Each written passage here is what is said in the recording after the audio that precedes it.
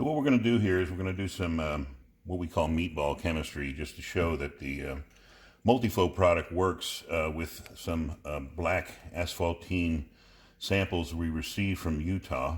And what we're going to do is we're going to put the asphaltenic deposit in here, as it's pretty thick. Then we're going to add some of the HCD multiflow in here, about 50 cc's or so.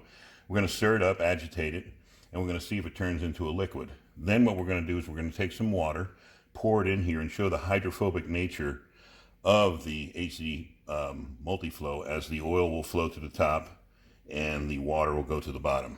So that's our goal for this first test with this black asphaltenic crude.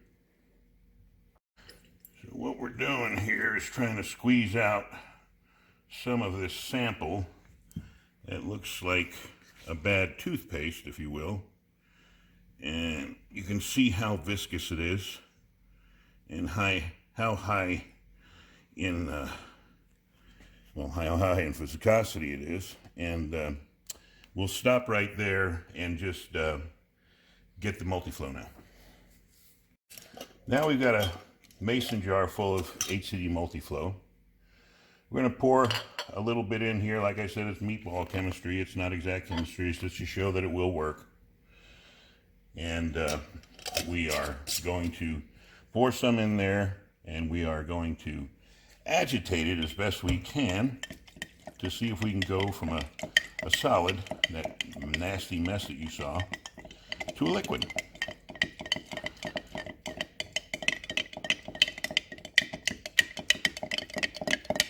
And I can tell by the way the spoon is getting through it so easily that it's already been liquefied markedly. And if you'll look down in here, I'll move the spoon out of the way. I don't know if you can see it or not. The crude is actually moving. You see it? Mm-hmm. So the crude is moving, and what we're going to do next is add some water to it. So we take some water and we open up the water and we pour it in the sample now that we've liquefied it. And let me do something first. Let me show you. I'm going to pour a little bit just into this cap so you can see how liquid it actually is already. See how easy that poured? Now we put some water in here, and we'll take a look at it a little bit. We're just going to let it separate a bit, and we're going to set it aside while we do the other sample. And I'm just going to agitate it one more time just to kind of mix up the crude with the water.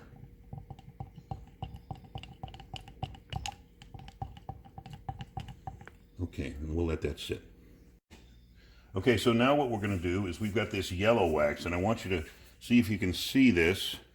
It's like peanut butter. I mean, I can turn it upside down. Nothing's coming out. It's got the consistency of peanut butter. Very thick, very viscous. We're going to take a few spoonfuls of this.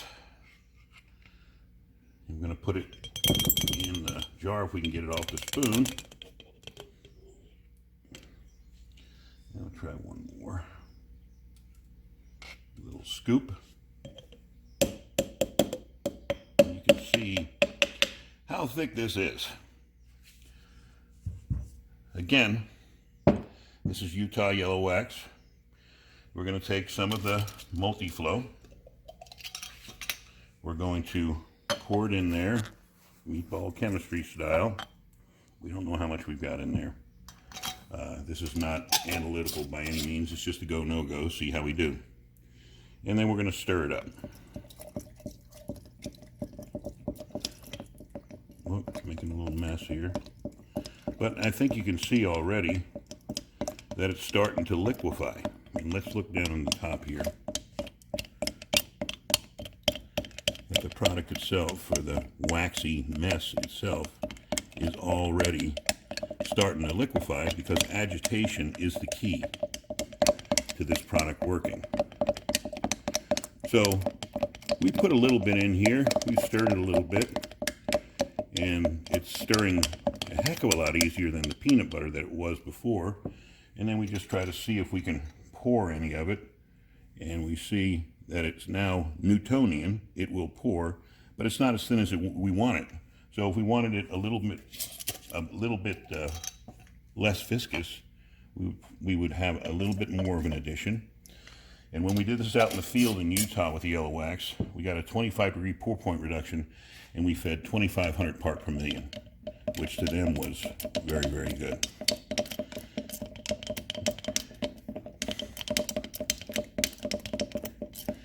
And so now we'll pour a little bit more in here. See how much easier it's flowing. It's quite less viscous. We'll pour a little bit of water in here just to see the hydrophobic nature of it, and we'll set it aside.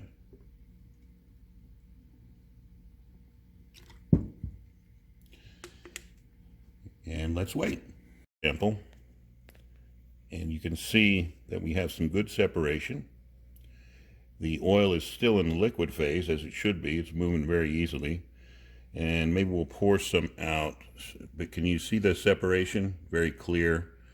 Every now and then you'll see a glug of oil go up to the top because, as I said, it's oleophilic in nature, and it will be the sludge will be attracted to the multiflow, and it'll keep on cleaning up over time. The good part is that the oil stays in the liquid phase, and we're going to show right now where we pour some. I'll pour some with this hand, and we see that it's still in the liquid phase. Now we'll take a look at the wax sample, yellow wax. We can see that it too has nice separation. Some of the wax is adhering to the side of the mason jar, and it too is still in the liquid phase on the top. And I did a similar sample about 4 days ago, and they're both still in the liquid phase that's floating on top of the water. And we'll pour some in here, and we can see that it's still liquid wax. So this is just a demonstration, as I said, meatball chemistry, of what it can do with the very high asphaltenic crude and what it can do with the yellow waxy crude. We've used it on yellow waxy crude very successfully in the field already, and like I said, it had a 25-degree drop, 25 Fahrenheit degree drop in pour point, with 2,500 ppm fed to the well itself, and that was very exciting to the customer. And this was my first attempt on the asphaltenic sample that I received, and I think we did a good job on both of them. So now the next step is to actually do some lab work, but we just wanted to do a no-go to see if we had good results with the samples that we have.